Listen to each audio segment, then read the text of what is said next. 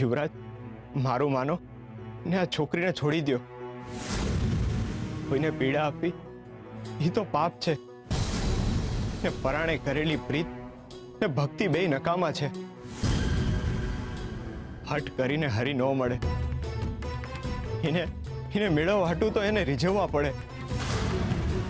આ છોકરીને છોડી દો યુવરાજ. હા યુવરાજ, હું તમને આદેશ આપું છું કે તમે હમણાં ને હમણાં એ છોકરીને છોડી દો. શું તમે મને હુકમ કરો છો પિતાશ્રી? હું આ રાજ્યનો રાજા છું, એટલે એક બાપ તરીકે નહીં, આ રાજ્યના મહારાજા તરીકે તમને આદેશ આપું છું કે એ છોકરીને છોડી દો. નહીં તો એનું પરિણામ સારું નહીં આવે. હું મારી પ્રજાને પ્રેમ કરું છું.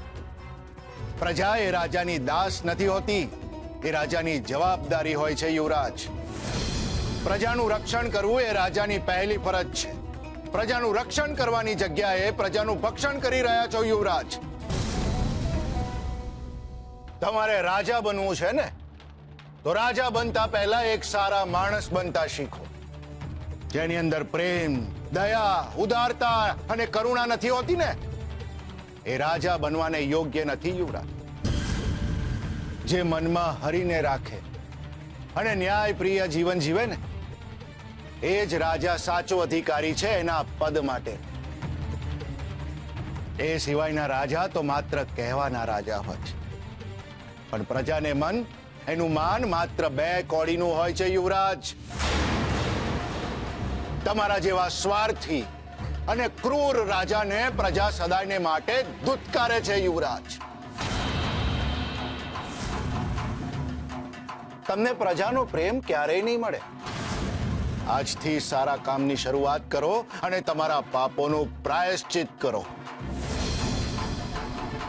અને હું પણ તમે કરેલા પાપોનો સાક્ષી છું, એટલે પ્રાયશ્ચિતની શરૂઆત પણ હું જ કરીશ. હું રાજા શૂરસિંહ આ રાજ્યના રાજા હોવા બદલ તમને અપરાધ કરવા બદલ સજા આપું છું. સજા? અને એ પણ યુવરાજ ને? તમે યુવરાજ હતા, હવે નથી રહ્યા. હું આજથી, અત્યારથી જ તમારી પાસેથી તમારું યુવરાજ પદ પાછું ખેંચું છું. અને એટલું જ નહીં, સાથે સાથે આવનારા 15 વર્ષ માટે તમને વનવાસની સજા આપું છું.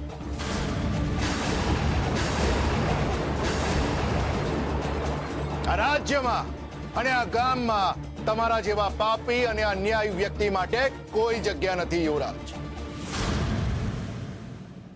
વનવાસમાં તમારે એક સામાન્ય માનવીની જેમ જ જીવન જીવવું પડશે યુવરાજ.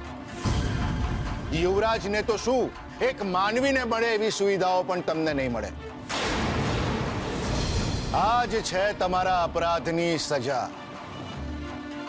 મારા મૃત્યુ પછી ભલે આ રાજ્યના રાજા ભગવાન શ્રી કૃષ્ણ બને, પણ તમે કોઈ કાળે મારી પ્રજા પર અધિકાર નહીં જમાવી શકો.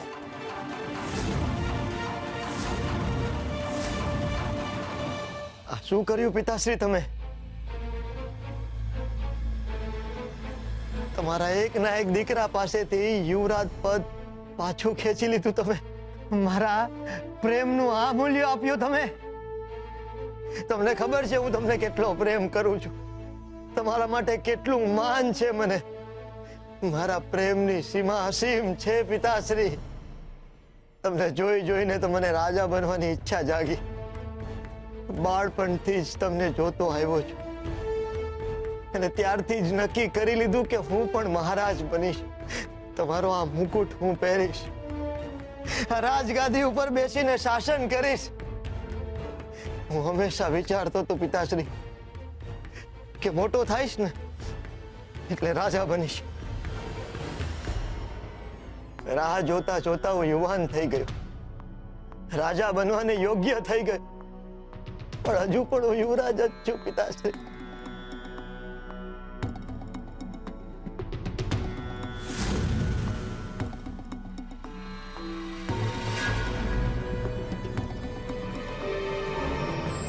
સંન્યાસ, ઘર છોડવું સમાજ છોડવો, સંસાર છોડવો. એનો અર્થ લોકોની દ્રષ્ટિએ થતો હોય છે સંન્યાસ લેવો. પરંતુ સંન્યાસ લેવો એટલે કંઈ છોડવું નહીં, પરંતુ જે છે એને વધારે મજબૂત રીતે પકડવું. સાચો સંન્યાસ એટલે પોતાને મળેલી જવાબદારીઓને સંપૂર્ણપણે નિભાવવી. ગૃહસ્થ વ્યક્તિ પણ જો પોતાને મળેલી જવાબદારીઓને સ્વીકારીને સમજણપૂર્વક નિભાવે તો એ પણ સંન્યાસ જ છે. ઈશ્વરને પામવા માટે જે છે એને છોડવું એ અજ્ઞાન છે. હું તો દરેકના હૃદયમાં છું. મને પામવા માટે કંઈ છોડવાની જરૂર નથી. હું એનો જ છું જે બધાનો છે. અને જો સંન્યાસ લેવો જ હોય તો ભાગવાની વૃત્તિથી લેવો જોઈએ. કારણ કે જ્યારે એ વૃત્તિનો સંન્યાસ લેવામાં આવે છે ત્યારે ઈશ્વરને શોધવા ભાગવું નથી પડતું.